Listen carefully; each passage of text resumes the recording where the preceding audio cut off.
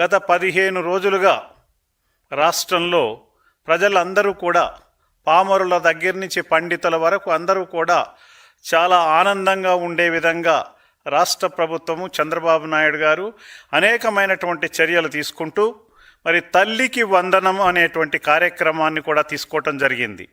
అంటే గతంలో మరి జగన్మోహన్ రెడ్డి పాలనలో ఇస్తానన్న డబ్బులు కొంతమందికి ఇచ్చి కొంతమందికి ఇవ్వకుండా అమ్మఒడి పేరుతో మోసం చేసినటువంటి వ్యక్తి. ఈనాడు చంద్రబాబు నాయుడు గారు వచ్చిన తర్వాత తల్లికి వందనం కార్యక్రమం ద్వారా ఎంతమంది పిల్లలు ఉంటే ఆ కుటుంబంలో అంతమంది పిల్లలకు నెలకి, సంవత్సరానికి 13,000 రూపాయల చొప్పున వారికి అందించినటువంటి ఘనత శ్రీ నారా చంద్రబాబు నాయుడు గారిది. గత సంవత్సర కాలం నుండి Telugu Desam party, Bharatiya Janata party, Janasena party కూటమి ప్రభుత్వం అధికారంలోకి వచ్చినప్పటి నుండి ప్రజలకి ఏవైతే హామీలు ఇచ్చారో ఆ హామీలన్నింటినీ కూడా ఒకటి తర్వాత ఒకటి కంప్లీట్గా నెరవేర్చుకుంటూ వస్తున్నటువంటి పరిస్థితి మనం చూస్తూ ఉన్నాం. ప్రజలందరూ కూడా చాలా ఆనందంతో, సంతోషంగా, హర్షాతిరేకాలను వ్యక్తం చేస్తున్న సందర్భంలో వైఎస్ఆర్సీపీ పార్టీ నాయకుడైనటువంటి జగన్మోహన్ రెడ్డి బెంగళూరు ప్యాలెస్లో కూర్చొని తల్లికి వందనం అమలు చేశారా, ఎంతమందికి చేశారు అని తన శిష్య బృందం చేత వాకపు చేసుకుని చంద్రబాబు నాయుడు గారు అందరికీ కూడా తల్లికి వందనం కార్యక్రమాన్ని దిగ్విజయంగా ఇచ్చేశారు. అంటే ఇక మనకు పుట్టగతులు ఉండవు, ఏం చేయాలి, జనంలో ఉండాలని చెప్పి జనానికి సంబంధం లేనటువంటి విషయాల్లోనూ రౌడీలు రాజ్యం ఏలుతున్న విధంగా, రౌడీలకు రక్షణ కల్పించే విధంగా, రౌడీలతో కలిసి మెలిసిపోయే విధంగా, ప్రజాస్వామ్యాన్ని కూనీ చేసే విధంగా జగన్మోహన్ రెడ్డి గత వారం రోజులుగా ఈ చర్యలను చేపట్టి తల్లికి వందనం కార్యక్రమాన్ని కానివ్వండి, ఈ మహా అపూర్వ యోగా సంగమం కార్యక్రమం కానివ్వండి, ప్రజలందరూ కూడా ఆనందంగా వీక్షిస్తున్న సందర్భాన్ని పక్కదోవన పట్టించాలనేటువంటి ఒక కపట రాజకీయ ఉద్దేశంతో అతను చేస్తున్నటువంటి ప్రజలందరూ కూడా తిప్పి కొడుతున్నారు. 151 నుంచి 11కు పడిపోయినా బుద్ధి లేదు. అటువంటి జగన్మోహన్ రెడ్డి ఒక పక్క రాష్ట్రాన్ని, ప్రజాస్వామ్యాన్ని కూనీ చేస్తూ ప్రజా వ్యతిరేక కార్యకలాపాలకు పాడుతున్నాడు. అతని శిష్యుడు మరొక పక్క అత్యంత పవిత్రమైనటువంటి తిరుమల తిరుపతి దేవస్థానంలో నిత్యం జరుగుతున్నటువంటి అనేక కార్యక్రమాలు ఏవైతే ఇప్పుడున్నటువంటి మన ప్రభుత్వంలో మరి ఇక్కడ తీసుకుంటున్నటువంటి చర్యలన్నీ కూడా చాలా ఆనందంగా ప్రజలు సంతోషంతో వ్యక్తం చేస్తూ అక్కడ ఉన్నటువంటి అందరికీ కూడా న్యాయం జరుగుతుంటే 2 సార్లు చైర్మన్గా పనిచేసినటువంటి భూమన కరుణాకర్ రెడ్డి నిత్యం అసత్య ప్రచారాలతో తిరుమల తిరుపతి దేవస్థానాల యొక్క పవిత్రతను మంట గలిపే విధంగా అతను వ్యవహరిస్తున్నాడు. ఎందుకు? ఈ రాష్ట్రం పురోగతిని కానీ, ఈ రాష్ట్రం అభివృద్ధి చెందటం కానీ, ఈ రాష్ట్రంలో సంక్షేమం జరుగుతుండటం కానీ ఆ వైఎస్ఆర్సీపీ పార్టీకి ఇష్టం లేదు. అందుకని ఒక పక్క జగన్మోహన్ రెడ్డి, వారి శిష్య బృందం, అతను మెయిన్ శిష్యుడైనటువంటి తిరుమల తిరుపతి దేవస్థానంలో కంప్లీట్గా కాన్సన్ట్రేషన్ చేసినటువంటి కరుణాకర్ రెడ్డి ఈ రకంగా ఒక తప్పుడు విధానాల ద్వారా, తప్పుడు ప్రచారం చేయటం ద్వారా ప్రజల్లో ఏమయ్య పరిస్థితిని నెలకొల్పాలని వారు అనుకుంటున్నారు. కానీ ప్రజలు తిప్పికొడుతున్నారు జగన్మోహన్ రెడ్డిని, కరుణాకర్ రెడ్డిని. ఆ విషయం వాళ్ళు గుర్తుపెట్టుకోవట్లేదు. రాబోయేటటువంటి ఏ ఎన్నికలు వచ్చినా మరి 11 పోయి ఆ 1 కూడా మిగులుతుందో మిగలదో కూడా తెలవని పరిస్థితిలో వాళ్ళు పోతున్నారు. వాళ్ళకి అర్థం కావటల్లా ఈ రోజున జరుగుతున్నటువంటి తీవ్ర పరిణామాలు. తిరుమల తిరుపతి దేవస్థానం ప్రతిష్ట దిగజార్చడానికి ఎందుకు కృషి చేస్తున్నావు? ఆనాడు చైర్మన్గా ఉండి పేద మధ్యతరగతి కుటుంబీలకు తాళిబొట్లు ఇస్తానన్న పథకం కింద తాళిబొట్ల కోసం తిరుమల తిరుపతి దేవస్థానంలో ఉన్న బంగారాన్ని కరిగించడానికి బొంబాయి తీసుకెళ్ళి బొంబాయిలో కరిగించిన దాంట్లో ఎంత నువ్వు కొట్టేశావు, ఎన్ని టన్నులు కొట్టేశావు నువ్వు? టన్నుల కొద్దీ బంగారం బొంబాయి తరలించావు. దాంట్లోంచి ఎంత తరుగు పేరుతో, మరుగు పేరుతో ఎంత మరుగుపరిచావు? కరుణాకర్ రెడ్డి, నిన్ను సూటిగా నేను అడుగుతున్నాను. ఇవాళ దానికి నువ్వు సమాధానం చెప్పగలవా? నీ దగ్గర సమాధానం లేదు. ఏ రకంగా పడితే ఆ రకంగా దోచుకున్నావు. నీ తదనంతరం వచ్చిన వైవి సుబ్బారెడ్డి దేవుని ప్రసాదాన్ని ఒక స్వీట్ షాపులా చేసి రోడ్ల మీద అమ్మకానికి పెట్టాడు. అంటే వ్యాపారాత్మక ధోరణి ప్రారంభించి తిరుమల తిరుపతి దేవస్థానాన్ని పవిత్రతను మంటగలిపింది వైఎస్ఆర్సీపీ పార్టీ నాయకులు కాదా?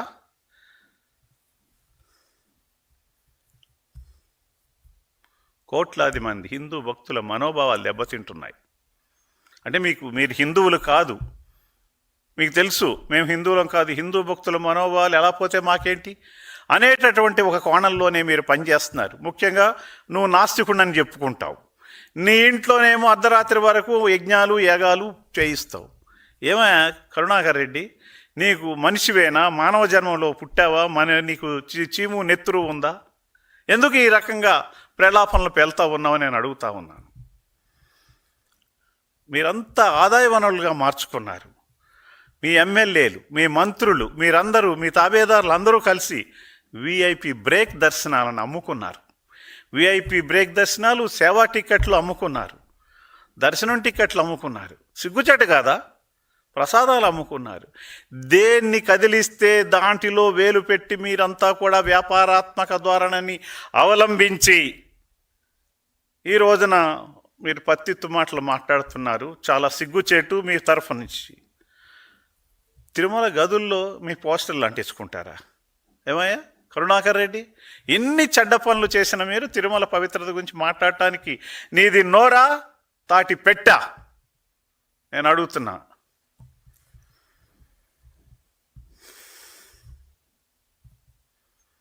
₹2 కోట్ల విలువైనటువంటి తలనీలాలను సమర్పిస్తే ఆ తలనీలాలని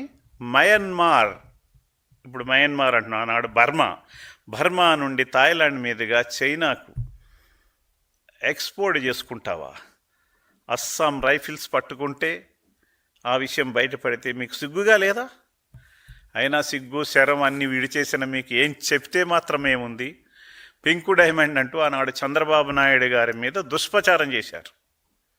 కరుణాకర్ రెడ్డి గారు, ఆనాడు మా నాయకుడు, ప్రస్తుత రాష్ట్ర ముఖ్యమంత్రి, ప్రీతమ నాయకుడు నారా చంద్రబాబు నాయుడు గారి మీద మీరు దుష్ప్రచారం చేశారు. కోర్టులో కేసు వేశారు.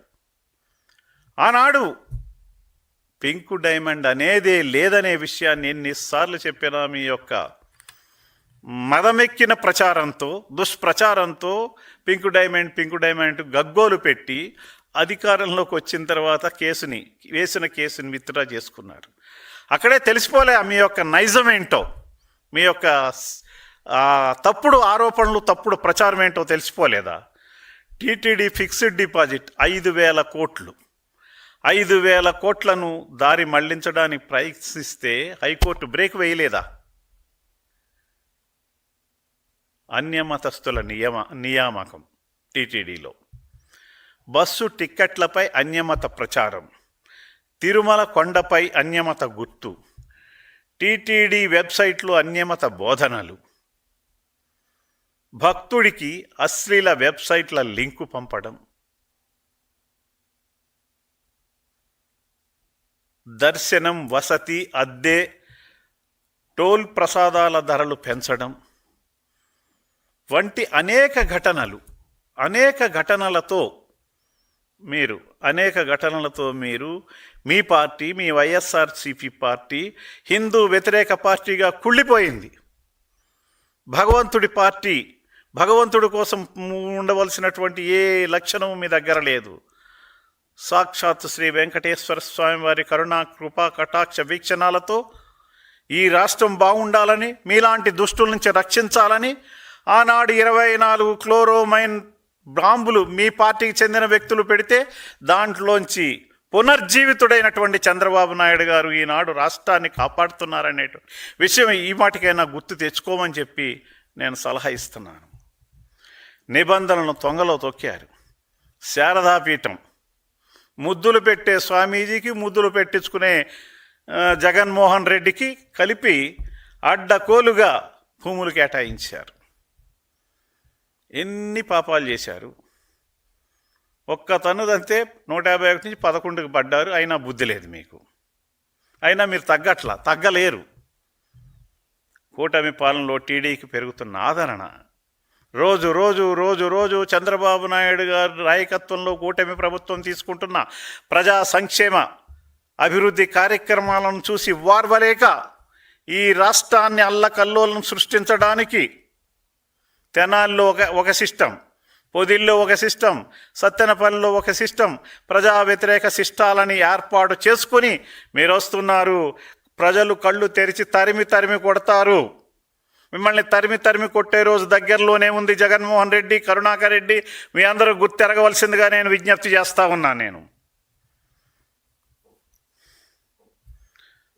మళ్ళా మా ప్రభుత్వం హయాంలో చంద్రబాబు నాయుడు గారు వేదం చదువుకునే వేద విద్యార్థులకు కూడా 3,000 రూపాయల భృతిని కూడా ఇస్తున్నటువంటి విషయాన్ని సందర్భంగా తెలియజేస్తున్నా.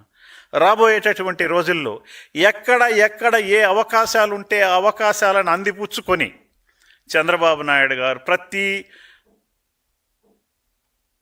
వ్యక్తికి, ప్రతి మనిషికి కూడా న్యాయం చేయటానికి తను శక్తి వంచన లేకుండా కృషి చేస్తారు అనే విషయం తెలిసి ఏ రకంగా అయినా ఈ ప్రభుత్వం మీద బురద చల్లాలని నువ్వు అనుకుంటే అది నీకు సాధ్యం కాదు. గతంలో నీవు మసిపూసి మారేడుకాయ చేసిన చందాన నీ తప్పుడు ప్రచారంతో ఆనాడు ప్రజలు నమ్మి ఉండవచ్చు. కానీ రాబోయేటటువంటి రోజుల్లో ఏ ఒక్క మాటను జగన్మోహన్ రెడ్డి అండ్ టీం చెప్పే ఏ ఒక్క మాటను కూడా ప్రజలు నమ్మరు. నిన్ను తిరిగి మళ్ళా ఎక్కడికి పంపాలో అక్కడికి పంపుతారు. ఇన్ని రోజులుగా నువ్వు బెయిల్ మీద ఉన్నావు. ఆ బెయిల్ త్వరలోనే క్యాన్సిల్ కాబోతుంది. ఆ బెయిల్ పోయిన తర్వాత నువ్వు ఎక్కడి నుంచి వచ్చావో అక్కడికి పోవటం కరెక్ట్గా జరుగుతుంది. దాని తర్వాత జరిగే పరిణామాలను తట్టుకోలేవు జగన్మోహన్ రెడ్డి. ఇప్పటికైనా నీ యొక్క ప్రజా వ్యతిరేక విధానాలని, అనవసరంగా తెలుగుదేశం పార్టీ కూటమి ప్రభుత్వం నాయకత్వంపై బురద చల్లుకోవటం మానేయాలని చెప్పి మీ అందరికీ సలహా ఇస్తున్నా. ముఖ్యంగా కరుణాకర్ రెడ్డి గారు, మీ మిత్రుడు చెవిరెడ్డి గారికి ఏ గతి పట్టిందో మీకు తెలుసు. మీరు కూడా టీటీడీలో జరిగినటువంటి తవ్వకాలకు సమాధానం చెప్పుకోవలసినటువంటి పరిస్థితి రాబోతోంది.